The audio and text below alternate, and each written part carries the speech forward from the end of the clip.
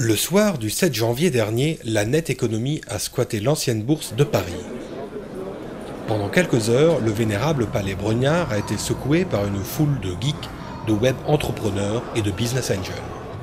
Il s'agissait de la soirée d'inauguration du Camping, un projet d'incubation créé par l'association Silicon Sentier.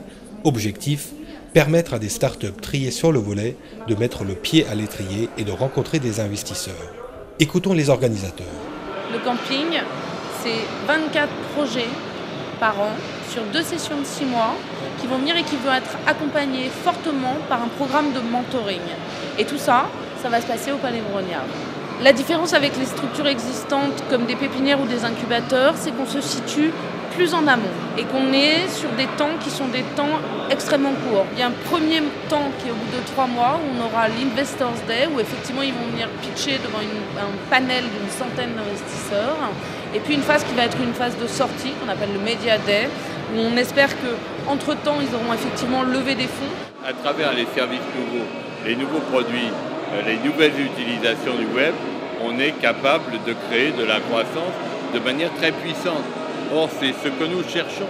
Et alors, ce qui m'intéresse, c'est que cette croissance n'est pas une croissance purement pour la compétitivité, pour le profit, etc. C'est une croissance qui s'accompagne d'une manière d'être dans le travail, dans les échanges, dans la solidarité et l'appui entre les entreprises, exemplaire de ce que moi, je voudrais être une autre société.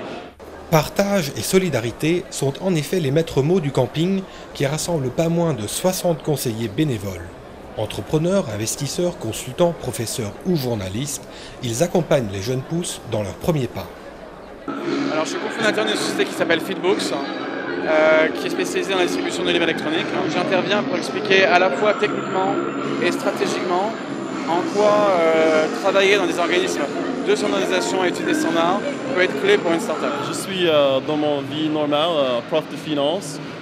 J'étais dans plusieurs startups et je donne l'assistance aux startups dans les choses, pour la plupart des business models, un peu de technologie et comment on peut faire un startup avec succès. Ah oui, c'est très intensif.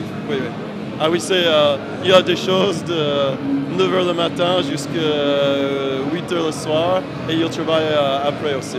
Tout ça, c'est bien joli, mais il ne faut pas oublier les premiers concernés, les startups. Nous sommes partis à leur recherche pour savoir ce qu'ils pensent de ce dispositif. C'est un accélérateur vraiment énorme, on ne peut pas imaginer.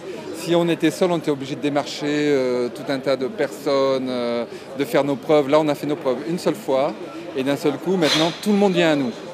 Nous, c'est notre premier projet de start-up. Donc c'est vrai que tout d'un coup, on se retrouve avec beaucoup de gens qui ont vécu cette expérience, qui peuvent partager leurs échecs comme leurs réussites.